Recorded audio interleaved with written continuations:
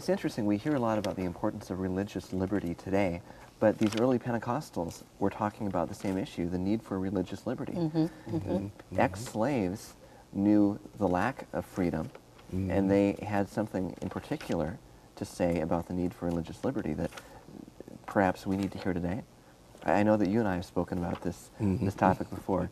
Did you want to say anything about what Bishop Mason and the Kojic might say about religious liberty today?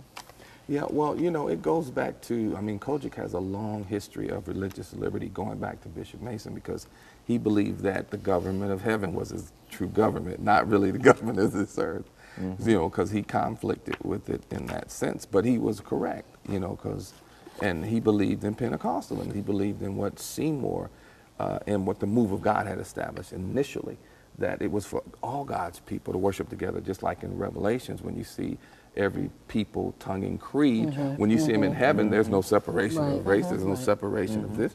So he said, well, this is God's will, you know, for everybody to be together. So he didn't regard society, you know, like, for example, I remember, well, a lot of whites, you know, were with him, and I remember this oral testimony that Bishop Mason gave himself.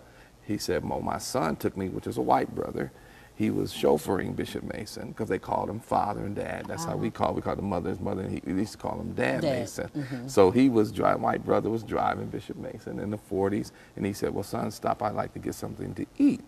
And so he stops at an all-white restaurant, and Bishop Mason goes in, he's like, oh, he's not supposed to go in the restaurant. Bishop Mason goes in there anyway.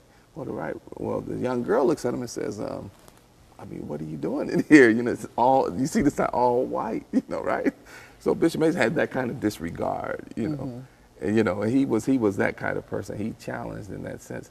And so the young girl ran upstairs, he said, and came back down, and he talked to her parents. He said, well, we can't serve you here because you're African American. So he said, the white brother looked at him and like, what am I supposed to do, Dad? And so he said, well, that's the reason why. Bishop Mason said, he told the white brother, he says, see, God created the eyeball.